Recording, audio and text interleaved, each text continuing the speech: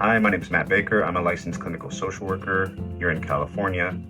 And if you are watching this video, you may be researching ERP for OCD.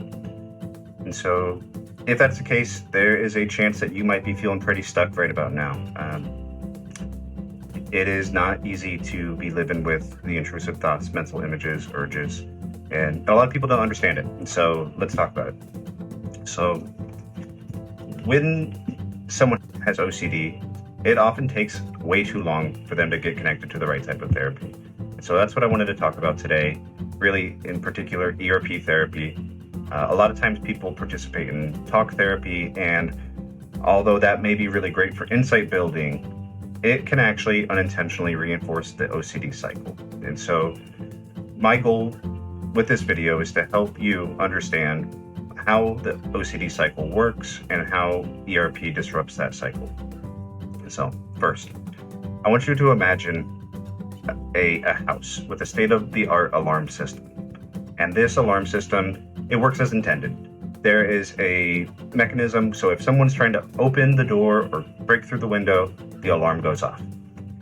But one day, for whatever reason, this alarm system, it goes a little bit wonky. And now, instead of working as intended, now whenever a leaf falls from the tree, it lands on the roof and it sets off the alarm. And there's a person inside the house. They wake up. They're thinking, what if someone's breaking in? What if there's a fire? And that really, really scares them. And so this feeling leads this person to kind of start racking their brain. What should I do? What should I do? And so they decide to pull out a hose and start spraying down the wall with water. In that moment, they think, that was a close one, even though there was never really evidence of a fire. And so time goes on, and the next day, a leaf falls on the roof. The alarm goes off. Same way. Every time this process happens, this person is going to be grabbing this hose quicker and quicker, thinking about it less and less. It's going to become a default process.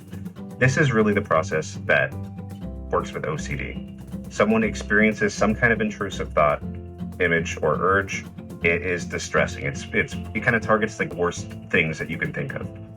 That naturally leads people to feeling pretty terrible. The feeling can be disgust, it could be anxiety, it could be an unsettled feeling, just bothered, annoyed. And naturally, people don't like to experience that. So they come up with ways to deal with it. And so sometimes it works, sometimes it doesn't. Sometimes these things may be super effective. And when they are effective, people feel a little bit of relief, some temporary relief.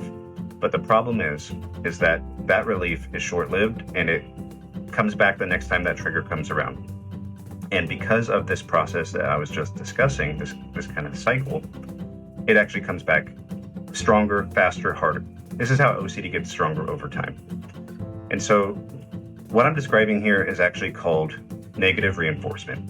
And that is the process of taking away a bad or unpleasant stimuli, and that rewards it. So my baby just woke up. All right, where was I? I was talking about negative reinforcement. So basically, it's this idea of being rewarded for a negative stimuli being taken away. An example of this in daily life is going to be the seatbelts in your car. So if you can imagine what would happen if you started driving in a car without buckling up your seatbelt. There's a sound that happens. It's an unpleasant sound, and the only way to stop it is to fasten the seatbelt. And so this is the car manufacturers, for whatever reason, probably for their own liability, they are negatively reinforcing you. They are saying the only way to get rid of this bad feeling is to do this thing. And that is the main force that drives OCD, the cycle, and makes it stronger over time. And there's two other processes that happen with OCD. The first one is called habituation. So a lot of times, if you think of a bell curve, what happens is people with OCD, as soon as the anxiety that they experience starts to rise, typically before it reaches the peak, they're doing some kind of behavior that's trying to neutralize that. And so it's kind of keeping it stuck in this little loop here. And with ERP, what we end up doing is we practice trying to ride that wave. We want to find the peak. We want to find strategies to sit with that distress, not do anything to make it better, and learn through this process called habituation that distress comes and goes high and low on its own. And if we sit with something distressing long enough, it actually may not be distressing after some time. That's process one. Process two is what's called inhibitory learning. And inhibitory learning is this idea, basically, we aren't erasing the fears. What we're trying to do is we're trying to introduce new experiences where a person can learn that, hey, I can experience this distress, I can experience these emotions and these feelings, and I can live with it. And through that, and through living with it, through experiencing it, people learn that they can handle it. Maybe it wasn't as bad as you thought it would be. Maybe it was as bad as you thought it would be, but maybe everything turned out okay. And with these two processes, and through repetition, practicing exposures over and over and over again, we would start off with something that's challenging and manageable. We would do what's called a hierarchy. And so if you can think of a ladder, and 1 is the very bottom of the ladder, 10 is the very top of the ladder. Our goal would be to start somewhere where it feels doable and where you can experience some distress or discomfort, but really focus on building the skills, the response prevention skills. What are these strategies that are going to help me not answer questions, seek reassurance, avoid? And when we do that through those processes that I just mentioned, what ends up happening is that the distress, the peak distress, in theory, goes lower over time. So what was a 5, after repeating, becomes a 4, becomes a 3, becomes a 2. And the amount of time it takes for that distress to rise, peak, and fall becomes shorter and shorter.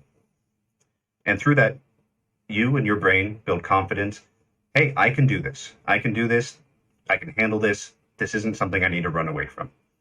This compounds. This makes it so that we can move on to the next thing. We could do something a little bit more challenging. And so with this hierarchy, there's 3 ways that we do exposures. The first one is imaginal. So this is us going to be imagining things, thinking about things, closing your eyes and just kind of holding an image in your head or a story that is triggering. And the goal would be to not do something to make that better. Distracting yourself, reassuring yourself, answering questions, solving problems. The next type of exposure is going to be in vivo or in real life. And so this may be doing something, holding a knife, looking at a picture. It might be walking in public. It might be going swimming or driving your car over a bridge, doing something that you that triggers that fear. And this is the benefit of telehealth therapy, is that we can meet anywhere.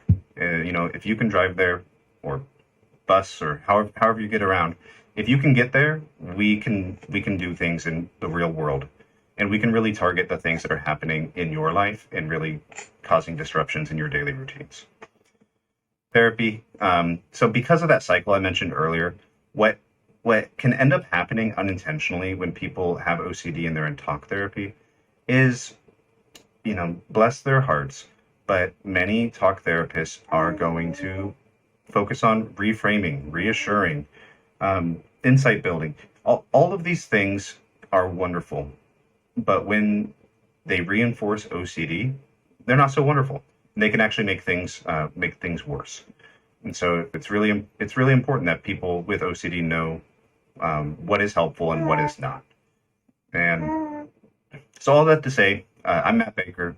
I do ERP therapy. Would love to work with anyone who's having challenges with OCD. And if you are interested in learning more, or if you want to connect, my website is whatiftherapy.com. Feel free to reach out. Would love to hear from you. Thanks. Bye.